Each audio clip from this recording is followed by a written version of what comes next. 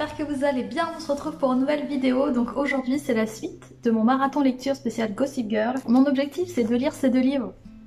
Oui alors attendez, celui-là c'est le 2, celui-là c'est le 3. Si vous n'avez pas vu le premier marathon... C'est Grimaud qui fait du bruit derrière, je suis désolée. Si vous n'avez pas vu le premier marathon lecture, je vous le mets ici. Je sais pas de quoi ça va parler, mais bon... On va vite découvrir, voilà. Bon, ça commence bien. Je suis au premier chapitre. Hein. Nate et Olivia dînent ensemble avec le père de Olivia, qui a divorcé de sa mère parce qu'en fait il a fait son coming out et il part vivre en France et il revient à New York pour dîner avec elle et tout. C'est un dîner avec Nate et en gros Olivia et Nate ont encore prévu de coucher ensemble ce soir-là. Est-ce qu'ils vont y arriver? Est-ce qu'ils vont pas y arriver? Bonne question. On se demande de tous, hein. Je suis sûre que vous aussi vous voulez savoir. Bref, Nate est en fait un gros con aussi, hein. Oui, il y a un plein pour rattraper l'autre. Nate dit du père d'Olivia, s'il vous plaît. Il se fichait bien de ce qu'il allait manger, il voulait juste en finir avec ce dîner. Non qu'il ait un problème avec le père d'Olivia, cette grande folle, c'était plutôt distrayant de voir à quel point il était devenu gay. Merci pour ton homophobie gratuite, Nate, ça me fait bien plaisir. Il y en a pas un de bien, en fait, ils ont tous un souci. En espérant qu'un des personnages masculins va un petit peu relever la note, hein, parce que là, pour le moment, c'est que des cons. J'aime bien Dan, pour le moment. Dan et Serena. Et Jenny, voilà, c'est les trois, et Vanessa, voilà. C'est tout. C'est les 4 personnages qui me posent pas problème.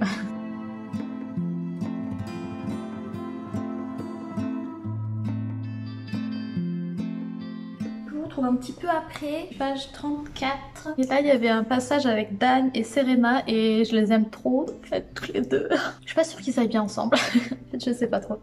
Regardez-moi, Gribouille. Qu'est-ce que c'est? Je suis pas sûre qu'ils aillent bien ensemble, mais... Serena elle est un peu désespérée parce qu'elle a plus d'amis et du coup elle se rattrape sur Dan qui est un peu son seul ami. D'ailleurs c'est ce qu'elle dit, hein, qu'elle est bien contente d'avoir Dan pour ami, sauf que Dan lui il rêve d'être avec Serena depuis qu'il a 12 ans quoi, donc il se fait toujours des films. D'ailleurs il y a un moment c'était drôle parce que c'est marqué méfie-toi Dan, ton imagination va encore te jouer des tours. Parce qu'ils parlent dans des délires en mode ils vont finir mariés avec 3 enfants et vivront heureux pour toujours, là. Et Serena elle est là genre ouais c'est cool Dan il est sympa, il est plutôt sympa. Heureusement que j'ai Dan parce que j'ai plus d'amis. Donc ça fait un peu bouche-trou quoi. Là dans ce tome là c'est la préparation comment dire aux inscriptions pour rentrer à l'université. Blair, enfin non, Olivia, je vais y arriver. Olivia veut aller à Yale et rien qu'à Yale, comme son père, et en gros il n'y a que Yale qui est bien et tout le reste c'est dans la merde. Voilà. Donc elle ne postule qu'à Yale. Et si je me souviens bien, ça se passe pas comme elle l'espère. Et je crois qu'elle n'est pas acceptée à Yale. Dan et Serena vont aller faire la visite un week-end de visite à l'université de Brown parce que tous les deux ils savent pas du tout où s'inscrire et tout.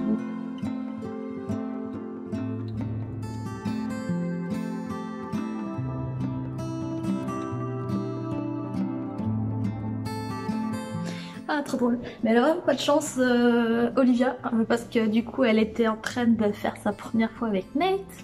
Elle était en train de réaliser qu'en fait c'est pas du tout comme dans les films, que c'est maladroit, que c'est un peu awkward, c'est un peu gênant, voilà quoi. Et là il y a sa mère qui rentre. Le moment gênant. Et du coup elle vient frapper à la porte d'Olivia parce qu'elle dit non il faut que tu viennes, j'ai une surprise et tout. Et elle est genre ok. Cyrus, j'ai dit Sirius je crois la dernière fois mais c'est Cyrus, a demandé la main de la mère d'Olivia. En gros Cyrus il fait un peu de tâche entre guillemets dans la vie d'Olivia. Il la dérange et en plus il est un peu beauf et il ressemble à rien, il a des drôles de manières et tout. Donc Olivia ne comprend pas pourquoi sa mère est avec cet homme. Ah oui d'accord, nous allons nous marier le samedi après Thanksgiving, poursuivit sa mère, autrement dit dans 3 semaines à peine. Oh my god, d'accord, ok d'accord. Oula, alors déjà si je le dis dans le bon sens ce sera mieux. Je suis page 97, j'avance trop. J'avance trop et je suis genre à fond dedans en fait. Du coup j'oublie de vous faire des petits updates. Le mariage de la mère de Olivia va tomber le jour de l'anniversaire de Olivia. L'affront ultime. Du coup elle est trop dégoûtée parce que en fait apparemment elle fait tout un foin de son jour d'anniversaire et genre c'est sa journée et tout. Et là du coup c'est l'anniversaire enfin c'est le mariage de sa mère, du coup elle est trop dépitée. Le point positif c'est que ils ont réservé un tas de suites dans un hôtel, l'hôtel où ils vont faire la réception, et du coup elle pense pouvoir coucher avec Nate le jour de son anniversaire. Peut-être, peut-être pas. J'ai l'impression qu'on va faire 11 tomes de est-ce que Olivia va coucher avec Nate. Jenny a rencontré Nate alors qu'il jouait au foot Central Park. Elle a reçu le ballon et elle l'a envoyé à Nate. Nate n'a pas pu résister à sa poitrine opulente. C'est marqué quoi? Elle est complètement tombée sous le charme de Nate. Elle le trouve sublime. Et genre en admiration devant lui quoi. Elle se fait appeler Jennifer parce que c'est marqué Jennifer vous êtes tellement plus âgée et sophistiquée que Jenny. À partir de maintenant, décréta-t-elle, elle serait Jennifer. Jennifer, alors ça c'est la vision de Nate. Jennifer avait un si joli visage et elle avait fait de son mieux pour envoyer le ballon. Il ne pouvait pas résister. Nate remarqua les seins de Jenny énormes. Il ne pouvait pas la laisser partir sans que Jérémy et les autres aient vu ça. Les garçons, de petits points, tous les mêmes. Je crois que ça peut être le titre de cette vidéo. Les garçons, le point, tous les mêmes. Tous les mêmes. Tous les mêmes. Hein. D'ailleurs, on n'a pas vu Chuck encore. Alors, que s'est-il passé? Il a été viré du tome 1. Ils ont dit non, Chuck, c'est un gros dégueulasse. On ne veut plus de toi, Chuck. Tu dégages. Bon, après, Nate... Voilà, hein, il est pas mieux non plus, donc voilà. Bon, après, il est moins... c'est moins pervers et tout, mais il a ses réflexions des fois... Voilà, c'est pas encore trop.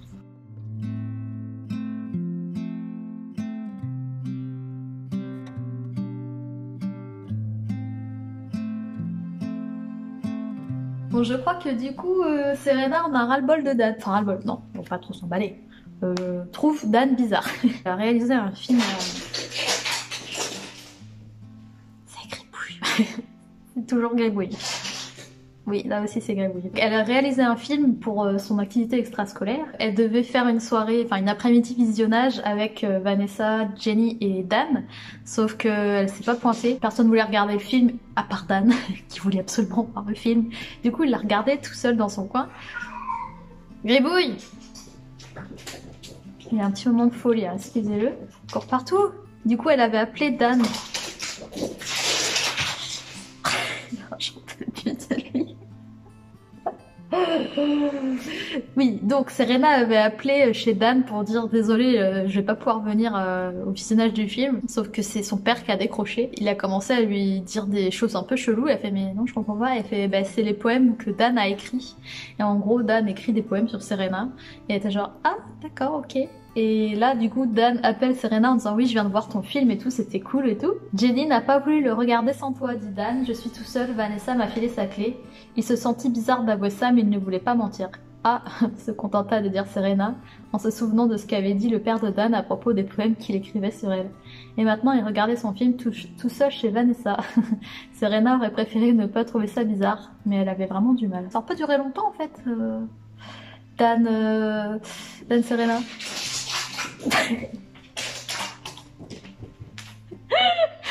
Ça va? Ça va, oui. Ça va? Il me fait trop rire.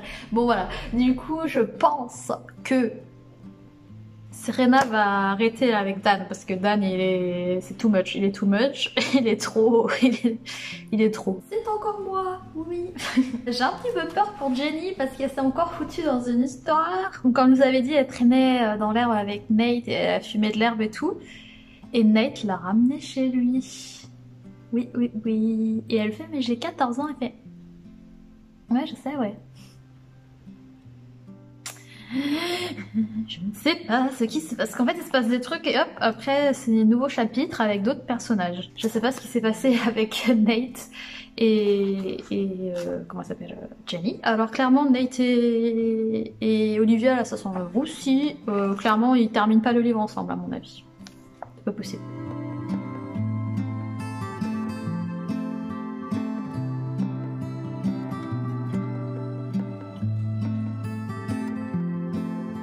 Coucou, on se retrouve un peu plus tard, je crois qu'il est 14h. Et je suis rendue à peu près là, j'ai lu tout ça. Et on voit un nouveau personnage arriver, c'est le demi-frère d'Olivia, donc le fils de Cyrus, qui s'appelle Aaron. Et lui, il est pas dans la série. C'est pas le style d'Olivia, mais en même temps, quand on voit son père, donc Cyrus, c'est pas trop étonnant que Aaron ne soit pas au goût d'Olivia. C'est marqué: un instant plus tard, une tête couverte de courtes dreadlocks brunes surgit de derrière la porte de la bibliothèque. La tête appartenait à un garçon de l'âge d'Olivia qui avait de grands yeux marrons, le teint pâle et des lèvres rouges sur lesquelles se dessinait un sourire. Il se déplaça bruyamment à cause de ses rangers et tendit la main à Olivia. Il portait un t-shirt déchiré et délavé à l'effigie de Bob Marley. Olivia apercevait le haut de son caleçon au-dessus de la ceinture de son pantalon baggy. Il a un an de moins qu'Olivia, mais il est dans la même classe, enfin en terminale, mais pas dans le même, pas dans la même fac, pas dans le même lycée. Mais il a un an d'avance, donc du coup lui aussi il veut s'inscrire à la fac. Il veut aussi aller à Yale. Elle se retrouve à partir à Yale avec Aaron. Elle est trop dégoûtée. Et en attendant, Nate, lui, il part avec ses potes à visiter Brown, l'université. Comme Dan et Serena qui partent pour Brown. Pas de chance pour Dan, parce que Dan s'est fait tout un film de genre un espèce de week-end romantique avec Serena et tout. Parce que Serena, elle commence à la trouver de plus en plus louche, surtout qu'il arrête pas de lui envoyer des poèmes et elle est genre ok. Genre des poèmes, alors faut que je vous lise le poème qu'il lui a envoyé. Elle a des raisons de s'inquiéter parce que c'est que des trucs un peu sombres en fait. Mais vu le personnage de Dan, c'est sûr que ça allait pas être joyeux. Ta corde autour de mon cou, je sautais, tes lèvres m'embrassèrent dans ma chute sans fin. Ça c'est du poème, hein. Et ça s'appelle La dernière fois, j'en suis mort. Comment dire que ça lui fait un drôle d'effet à Serena. Et donc ils décident de partir tous les deux, ils prennent le train, sauf qu'à la gare ils tombent sur Nate et ses potes et ils décident de faire le trajet ensemble et de se louer un motel ensemble et tout.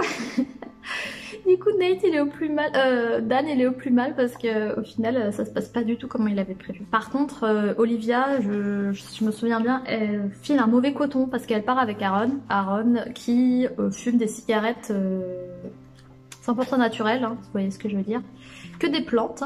Ils finissent par s'arrêter un petit peu avant New Haven, donc la ville où il y a l'université de Yale, pour dormir dans un motel genre super cheap et tout. Pour une fois, Olivia elle se détend. Et elle a pas encore fumé, hein, mais elle est quand même détendue. Elle réussit un peu à lâcher prise et tout. Et au final, elle commence à boire, elle commence à fumer et tout. En fait, elle passe un bon moment. Sauf qu'il est 2 h du matin. Et que le lendemain, elle a son entretien pour Yale. Je continue la lecture et je vous tiens au courant.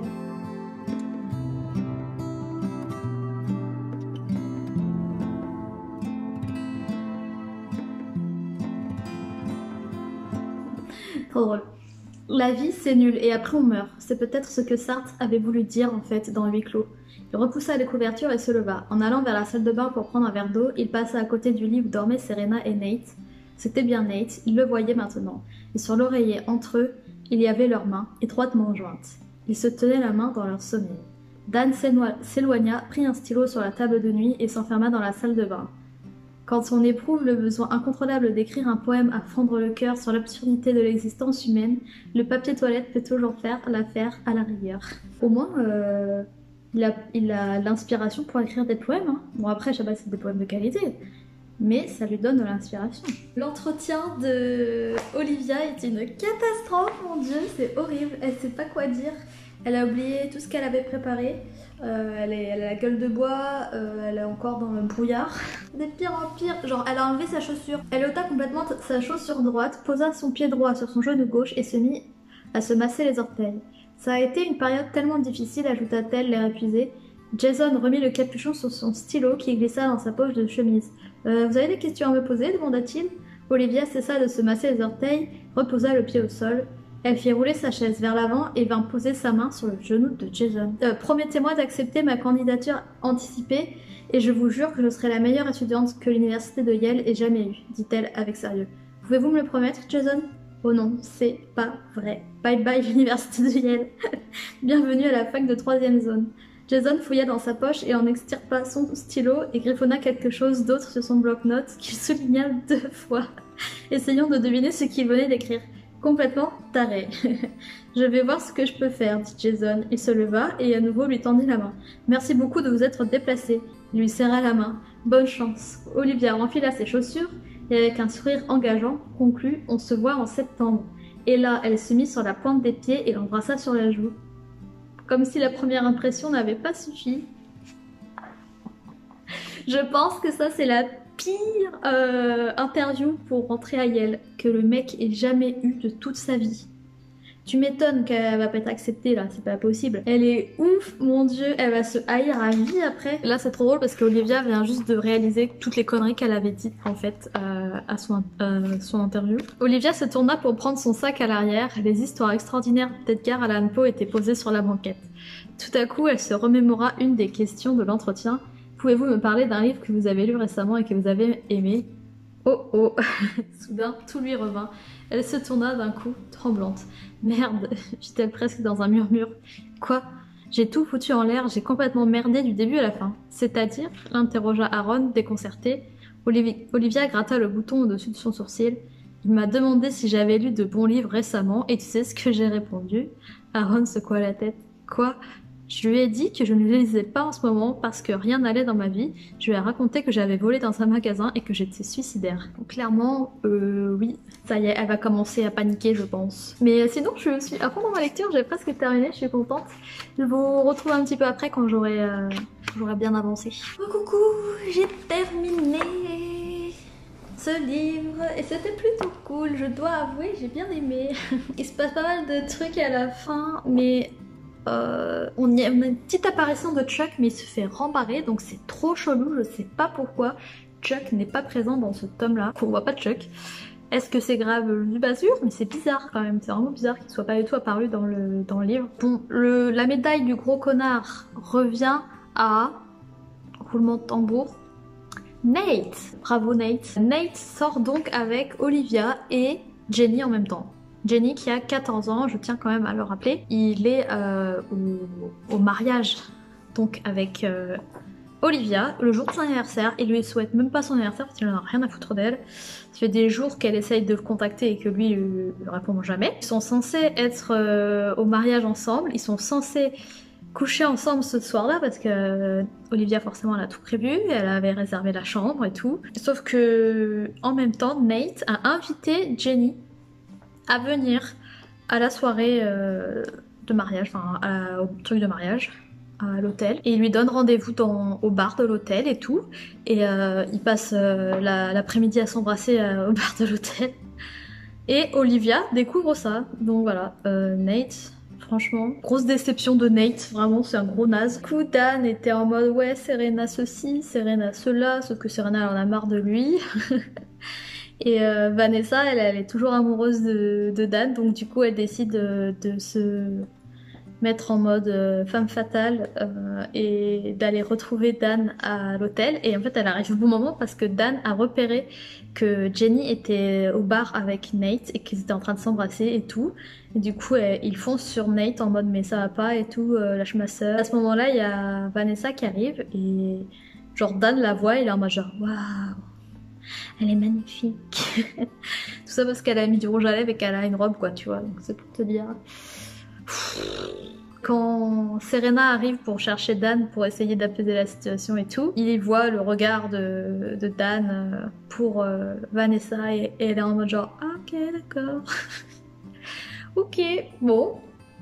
Et au final, ce qui était plutôt cool à la fin de ce livre, c'est que Serena et Olivia sont un petit peu toutes les deux en mode pathétique. Elles se retrouvent dans les chiottes et elles finissent toutes les deux la soirée dans le lit de la suite que Olivia avait réservé à regarder des films. Et ça c'est plutôt cool, j'ai envie de dire, parce que avec tout ce que les mecs font là, un peu de douceur dans ce monde de brutes, si au moins elles peuvent redevenir amies et tout, et qu'elles sont en mode ouais les mecs c'est de la merde, on n'a pas besoin d'eux. Bah ça serait cool, parce que clairement là c'est n'importe quoi. Même Dan il m'a gavé, Je vais faire une micro pause et je m'attaque au tome 3. Je veux tout de suite. Donc bref je fais une pause et on est reparti. Me revoilà, il est 4h15 et je commence donc le tome 3 là. Écoutez, je sais pas du tout ce que me réserve ce livre, mais en tout cas ça a l'air de se passer à la période de Noël, donc c'est parfait parce que je suis absolument dans le mood de Noël. Donc un Gossip Girl à Noël à mon avis ça va faire des ravages parce qu'il y a toutes les fêtes en famille et tout. Je pense que ça peut être pas mal, donc je vais lire ça puis je vous retrouve juste après. Hein, je m'installe confortablement et puis bah c'est parti.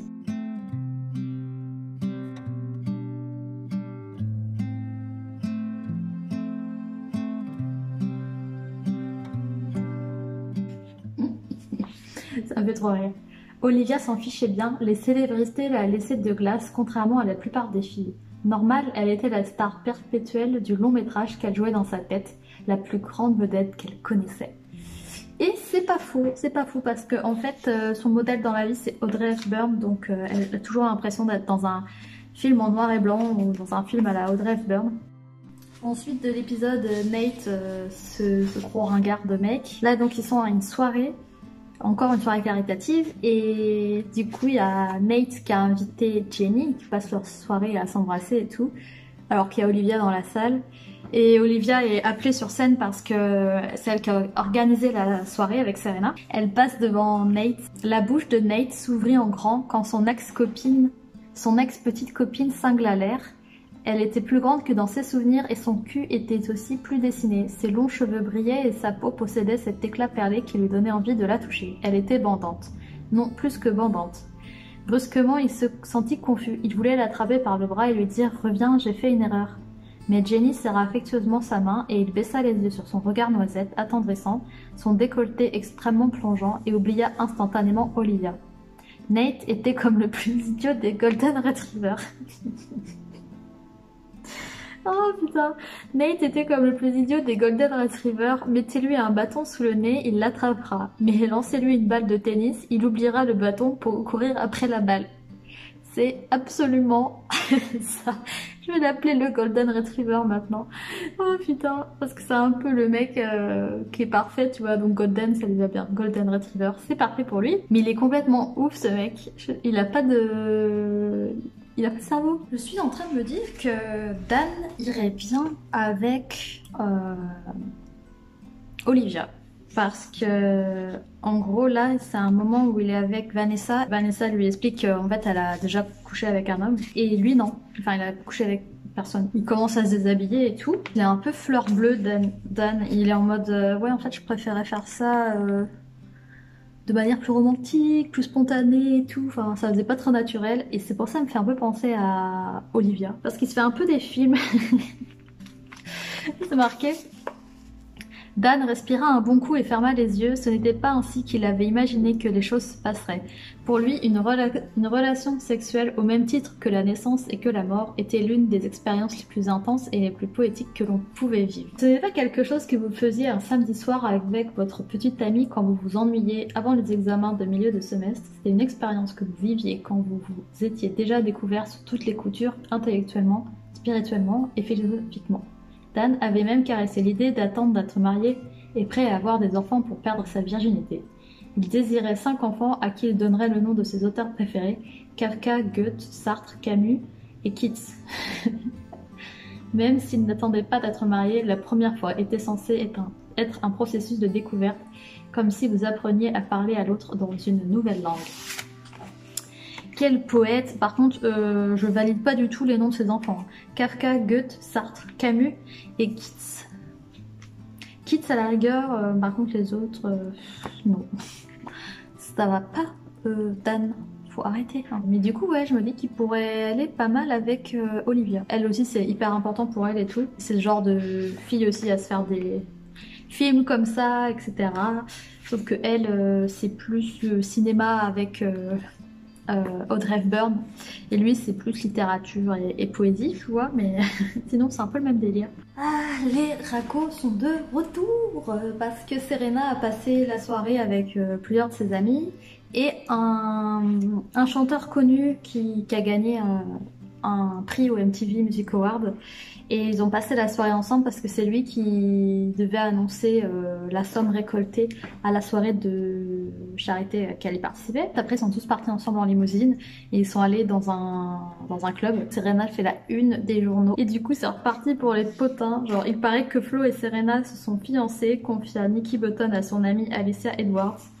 Ils se marient le 31 décembre à Las Vegas au Bellagio. C'est fou. Le Poste dit qu'ils se sont rencontrés au bal noir et blanc samedi, dit Isabelle Coates à Cathy Farkas, mais c'est du pipeau. Ils se sont rencontrés en désintoxication l'an dernier, pas vrai, répliquait Cathy. Flo est allée en désintox, au moins, je ne sais pas moi, 12 fois, mais elle aussi. Voilà un petit peu le genre de rumeur qui circule, et encore une fois, Serena elle est toujours au centre des ragots et tout ça, enfin c'est un truc de fou. Ça va pas être évident à vivre hein, quand même. Et quand tu penses que les meufs elles croient vraiment ça, ça fait peur.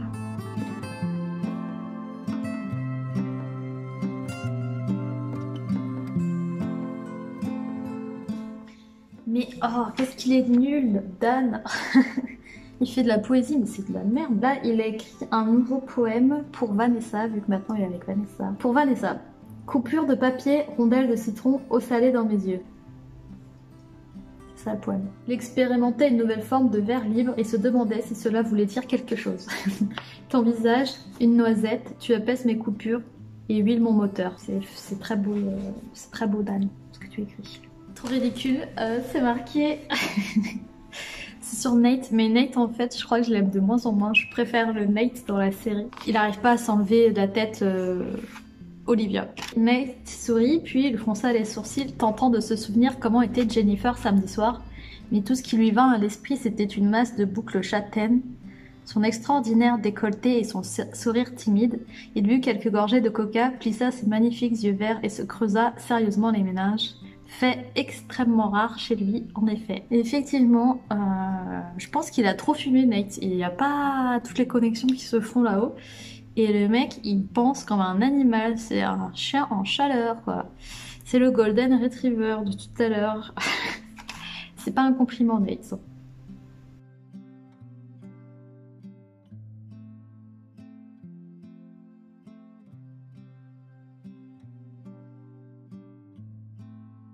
Je vous retrouve pour un dernier update pour aujourd'hui. Je suis rendue page 100, ça se lit hyper vite en fait. C'est un truc de fou. Je vais continuer demain parce que là le soleil s'est couché, il va faire nuit, tout ça, et la qualité de l'image va pas être au top. Serena, Olivia et toute la famille de Serena, non, Olivia, toute la famille d'Olivia plus Serena doivent passer Noël à Saint-Barth. Et il y aura aussi un pote de Aaron, donc le demi-frère de Olivia, avec qui elle a bien accroché, qui s'appelle Miles. Je vous retrouve juste après, mais ce sera demain pour moi, voilà. Hello, j'espère que vous allez bien, je suis super contente de vous retrouver pour la suite du marathon Gossip Girl. Donc la dernière fois je vous avais laissé, j'étais à peu près rendue aux 100 pages donc du tome 3. Je viens de lire le titre du chapitre, c'est D tente une nouvelle approche d'écriture sur le sexe. Parce que je crois qu'il a... Ah oui, c'est vrai qu'il voulait coucher avec... J'ai oublié son nom. Vanessa, oui c'est ça. Et en gros... ça l'a un peu bloqué, que Vanessa l'ait déjà fait, etc. Donc bon, allez, c'est parti, hein, je me lance.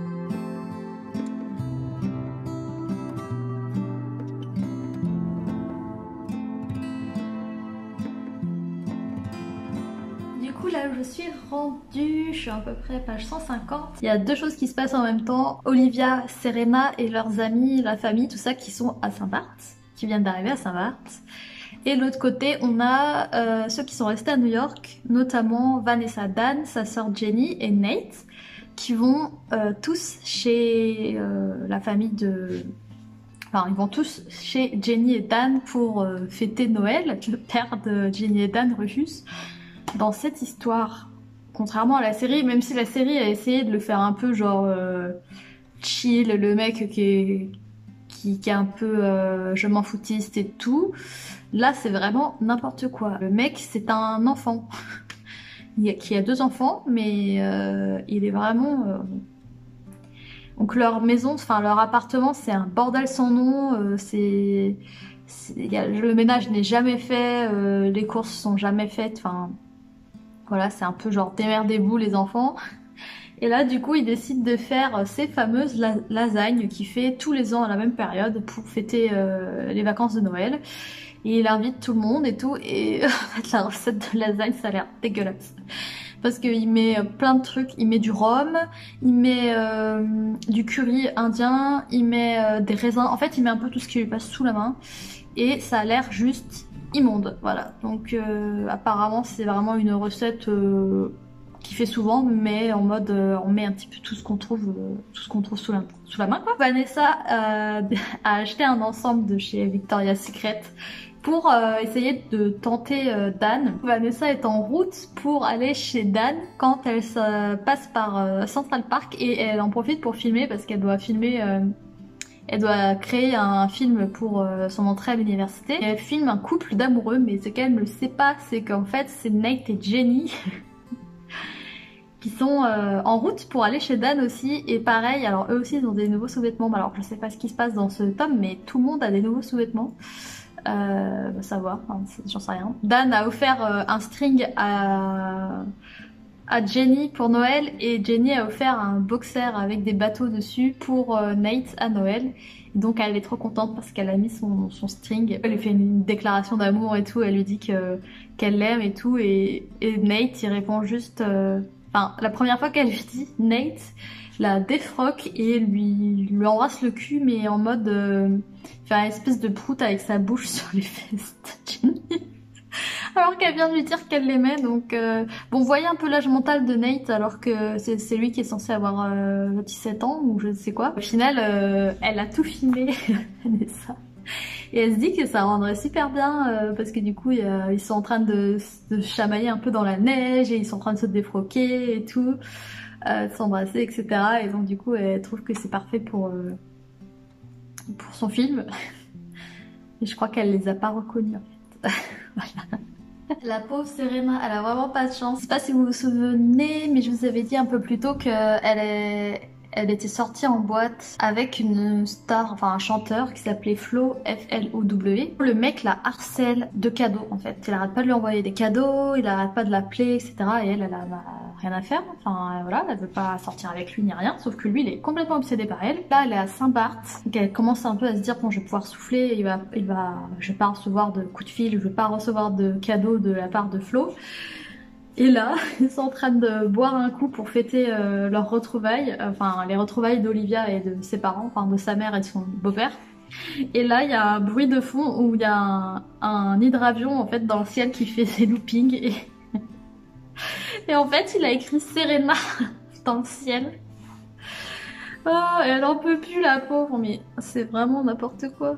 Bon, gros fiasco la soirée puisque Dan n'a pas couché avec Vanessa, donc Vanessa l'a planté parce que au bout d'un moment ça suffit. Elle lui a sorti le grand jeu et Dan l'a encore calé, donc elle s'est barrée. Et Jenny veut sortir le grand jeu à Nate, mais Nate a pris peur parce qu'en fait dans la chambre de Jenny il y a 6 portraits de Nate peints à la façon de 6 artistes différents. Nate n'y connaît rien en peinture mais il s'était clairement bien reconnu dans les 6 différentes peintures et tout ce qu'il voyait c'était... il imaginait Jenny en train de peindre et de le peindre lui et tout. Et j'ai trouvé que c'était très très gênant. Donc il a profité d'un coup de fil pour faire genre il y a une urgence et je dois y aller. Apparemment voilà, les Humphrey se font tège en même temps. Donc voilà. Vanessa est partie, Nate est parti. Je pense que Nate est en train de réaliser que ça ne va pas du tout parce que la gentille Jenny est in love de lui et que lui clairement il a qu'une envie, c'est de ne pas se prendre la tête du tout et voilà quoi. Je suis sur la page gossipgirl.net et en fait elle a un lien de la vidéo de Vanessa. Donc en gros tout le monde a vu Jenny et Nate dans la neige là en train de baisser leur froc. La pauvre Olivia, sa mère et Sirius ont organisé une petite soirée pour le réveillon de Noël et tout. Pour annoncer à tout le monde que la mère d'Olivia était enceinte. Et donc genre tout le monde est un peu gêné, personne sait quoi dire, c'est vraiment pas son année. Entre le retour de Serena, l'histoire avec Nate, l'histoire de la fac et maintenant le petit copain de sa mère qui devient son mari, qui devient son beau-père et avec qui elle va avoir, enfin sa mère et son beau-père vont avoir un bébé. Vraiment, c'est vraiment une année de caca pour elle. Hein. On est au summum là, c'est vraiment, je crois qu'il y a plus rien enfin, ça pourrait pas être pire, je crois. Mais si je me trompe pas, dans la série, elle est pas acceptée à Yale. Donc, oh mon dieu, la pauvre, ça se trouve, elle va même pas être prise à Yale. Vraiment, il y a rien qui va. Il y a rien qui va dans cette histoire. Je dois être au fond du trou. Bon, le chapitre d'après, c'est O décide de la perdre une bonne fois pour toutes. Donc je pense que, en fait, elle a tellement passé une sale année, là, une sale soirée, y a rien qui va, qu'elle est en mode genre ouais bah what the fuck, hein, c'est bon, je me jette sur le premier mec. Donc est-ce qu'elle va vraiment perdre sa virginité? Parce que là c'est marqué qu'elle décide de la perdre, mais bon, entre ce que tu décides de faire et ce qui se passe vraiment, je ne sais pas. Serena, eh ben, comme Olivia est partie avec le meilleur ami, donc c'est Miles, comme elle est partie avec Miles, eh ben Serena est restée avec Aaron. Et Serena est un peu tombée aussi sous le charme de Aaron. Donc voilà. Et je sais pas avec qui elle va coucher Olivia. Moi j'aime bien Aaron parce que ça se voit qu'il est amoureux d'elle en fait. Il se retient et tout mais il est trop amoureux d'elle. Pour une fois que quelqu'un est vraiment amoureux d'elle, quand que Nate c'est n'importe quoi cette histoire. Et Miles il est juste attiré par elle mais il est pas amoureux d'elle. Et Aaron par contre il a un petit truc pour elle. Bon c'est raté. Olivia n'a toujours pas eu sa première fois mais je me demande avec qui ça va être au final parce que là on est tome 3. Tome 11, elle aura pas perdu sa virginité alors qu'elle veut le faire depuis le tome 1. Bon après moi je m'en fiche hein, qu'elle le fasse ou pas, c'est pas ça. L'autrice elle nous jette des carottes, elle dit ah en fait non, ah non, en fait non. Donc là elle était prête et tout en mode bon allez what the fuck, ma vie part en couille, autant coucher avec le premier venu. Miles prenait trop son temps et était en train de la lécher de la tête aux pieds et ça lui plaisait pas, elle en avait marre, elle voulait juste en finir avec ça et tout. Et du coup elle fait bon écoute ça va aller, hein, je vais y aller moi.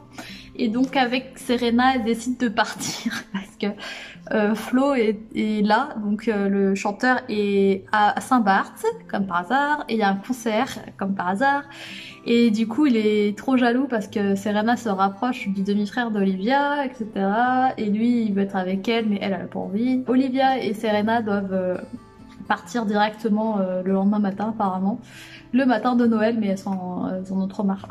J'en ai marre. J'en ai marre de Dan, j'en ai marre de Dan. En fait, je me disais que c'était le moins pire de tous et je tiens à rayer ce que j'ai dit plus tôt. J'aime pas Dan, j'aime pas sa poésie. Vraiment, il se croit un artiste, mais c'est nul quoi ce qu'il écrit. Il a retrouvé, comment dire, il a retrouvé sa muse, enfin j'en sais rien, mais le fait d'avoir quitté Vanessa, enfin que Vanessa l'ait quitté plutôt, excusez-moi, parce que voilà. Et en fait, il est tombé sur la vidéo qu'elle avait faite, parce que comme je vous avais dit, elle a été mise en ligne. Et d'ailleurs, c'est pas elle qui l'a mise en ligne. Le père de Jenny et de Dan a vu la vidéo et il a reconnu donc sa fille est punie à vie. Et Dan a décidé, enfin, a reconnu le style de Vanessa dans la vidéo. Et donc, la colère qu'il ressent pour elle lui a donné en fait l'envie d'écrire. Son poème s'appelle Salope. Ok. Donc son exercice pour commencer à écrire, c'est d'écrire juste des mots comme ça, sans phrase, juste des mots pour trouver l'inspiration. Et donc voici sa liste de mots. Donc pour son poème Salope, il y a pute, esclave, rasé, noir, dentelle, glace, froid, pluie, pleurer, ôter, dormir, café, tâche, blâme. Je vous propose en exclusivité le poème. Essuie le sommeil de mes yeux, serre-moi une autre tasse. Je vois ce que tu essaies de me dire depuis le début, en te rasant la tête et en me manipulant si délicatement, avec du satin et de la dentelle, tu es une pute. Voilà. Donc j'ai perdu espoir et la foi en tous les personnages masculins de cette série. Voilà. Là je suis déçue, mais je suis déçue parce que Dan je l'aimais bien. Parce que dans la série je l'aimais bien, c'était vraiment celui qui avait moins de trucs à se reprocher. Plus le temps passe et plus je lis les livres et moins j'apprécie les personnages, puisque même le personnage de Nate je l'aime pas. Là Dan c'est n'importe quoi là son comportement, il s'y croit trop en plus avec son truc de poème là. What the fuck, Dan là. J'allais vous lire un passage mais il fait une vieille réflexion sur sa sœur là, non mais je vous jure, je suis dégoûtée, c'est le genre de truc qui m'énerve. Encore une fois, on accuse la meuf mais pas le mec, ça me gave. Jenny vient frapper à la porte de son frère parce que il y a un courrier pour lui et en gros il lui fait une réflexion et tout. Et c'est marqué de toute évidence, sa sœur avait passé beaucoup trop de temps coincée à la maison à lire des magazines de mode, mais c'était tout ce qu'elle méritait pour être une aussi belle salope. Donc clairement Dan mérite d'être rayé de la liste des personnes fréquentables hein, parce que c'est un gros connard, voilà, je vous dis c'est un gros connard. Dan a envoyé son poème au New Yorker, donc le poème que je vous ai lu juste avant hein, et voilà. On soit bien d'accord, et c'est marqué « Cher Monsieur Humphrey, merci d'avoir envoyé votre poème Salope au New Yorker. Félicitations, j'ai le plaisir de vous informer que nous le publierons dans notre numéro spécial Saint-Valentin. » Veuillez remplir le formulaire ci-joint relatif aux renseignements sur l'auteur. Nous pourrions en effet inclure des informations vous concernant dans notre page collaborateur. Nous vous ferons parvenir ultérieurement un chèque d'un montant de 800 $. Bonne année, Jenny Price, responsable des candidatures. Bref, je continue, mais je n'en peux plus de Dan. Au final, c'est pas Dan qui a envoyé le poème, c'est Vanessa. Tout ça parce qu'en fait elle veut se faire pardonner d'avoir filmé sa sœur et que en fait la vidéo soit retrouvée en ligne. Ce qui n'était pas sa faute en fait, c'est sa sœur qui a récupéré la caméra pour la prêter à des amis et c'est ces gens-là qui ont mis la vidéo en ligne. Vanessa se sent obligée de se faire pardonner et donc c'est pour ça qu'elle a envoyé le poème de Dan en espérant que c'est marqué il avait dû avoir des nouvelles du New Yorker et peut-être lui avait-il envoyé un message pour la remercier car ils avaient décidé de le publier et tout était pardonné. Bon, j'ai parlé trop vite. Le gros port de Chuck Bass est de retour juste pour la fin en fait, puisque Serena et Olivia sont de retour à New York et du coup elles ont décidé de faire une soirée pour le nouvel an. Donc Nate a cassé avec Jenny devant tout le monde, enfin à la soirée quoi, parce que Nate était retourné voir Olivia et qu'il y avait un courant qui passait un peu entre eux et Nate avait mis le pull qu'Olivia lui avait offert, etc., etc. Et ils discutaient ensemble et tout comme bon vieux temps. Et là il y a Jenny qui arrive et du coup Nate a cassé devant tout le monde et il y avait Olivia. Et Olivia l'a trop pris d'eau en mode genre mais t'es vraiment un sale type et tout. Du coup elle s'est barrée donc Nate pensait trop pouvoir se remettre avec Olivia mais au final Dan et Vanessa se sont remis ensemble mais c'est les feux de l'amour hein, c'est pas possible. Il me reste plus grand chose à lire là, je vous retrouve à la fin pour vous faire un petit pour vous donner mes dernières impressions de ce tome 3. Ok ça y est j'ai terminé ce tome 3. Ce tome 3 de Gossip Girl, non mais c'est fou. Je sens que ça va être les feux de l'amour et ça va être plein de rebondissements et de couples qui se forment complètement, de couples inattendus qui vont se former, se déformer, se reformer. Là où on est rendu à la fin de ce tome, Jenny s'est fait draguer par Flo. J'étais genre ah non c'est pas possible, la pauvre elle a 14 ans et elle a pris la très sage décision de dire non merci je ne suis pas intéressée, je rentre me mettre sous la couette avec un bon livre parce qu'en plus elle est unie à la base. Et Olivia a donc décidé de retrouver Serena qui s'était enfuie avec Aaron, le demi-frère d'Olivia. Et en gros Aaron a eu comme une révélation en se disant ah ouais mais putain en fait elle est plutôt canon Serena, en fait il l'avait pas remarqué parce qu'il était tellement omnibulé par sa demi-sœur Olivia qu'il avait pas remarqué à quel point était belle Serena. Il y a un truc qui s'installe entre eux et tout et donc le feu d'artifice pour le premier de l'an se éclate dans le ciel et c'est assez romantique, ils sont tous les deux. Ils sont en train de se demander s'ils vont s'embrasser ou pas, tu vois Aaron il veut quand même laisser les feux d'artifice mais bref. Et il y a Olivia qui arrive et qui souhaite une bonne année à Serena et à Aaron et en fait je pensais qu'elle allait être jalouse du fait que Aaron soit attiré par Serena et vice versa mais en fait non c'était trop touchant parce qu'elle leur a fait un câlin à eux deux et tout, elle leur fait bon allez vous pouvez vous embrasser maintenant et tout. Et c'était cool parce qu'encore une fois là Olivia elle a aussi choisi la team Olivia et donc voilà elle se concentre sur elle et sur ce qui va lui arriver dans les prochaines semaines vu qu'elle doit se préparer pour l'université. Et c'était cool voilà et elle a pas fait la gueule à Serena pour des histoires à la con et voilà donc du coup je suis plutôt contente de cette fin. C'est vrai que j'aime bien Aaron donc voilà j'espère que je vais pas changer d'avis sur Aaron. Parce que là j'ai plus d'espoir, il n'y a plus personne, il n'y a plus aucun personnage masculin qui relève le niveau, à part Aaron. Donc touchons du bois, voilà, pour que Aaron continue d'être un mec bien, voilà, je demande pas grand chose, C'est tout pour moi, j'ai beaucoup trop hâte de lire la suite en fait. Ça devient assez addictif ce petit livre là, ça se lit vite, il se passe plein de trucs, ça m'énerve, ça me fait rire, je trouve il y a des trucs, je trouve ça mignon, j'ai envie de voir les personnages évoluer et tout. Je vous retrouve très vite pour une nouvelle vidéo, donc un nouveau marathon lecture, je vais essayer de lire deux tomes à la fois, sachant que après le tome 4, les tomes deviennent de plus en plus petits, et donc je pense que ça sera plus simple pour moi d'en lire deux. À vendredi du coup pour le vlog lecture de la semaine, et puis sinon je vous dis à dimanche pour ma la pile à lire du Cold Winter Challenge. Voilà, j'espère que cette vidéo vous aura plu. N'hésitez pas à vous abonner si ce n'est pas déjà fait.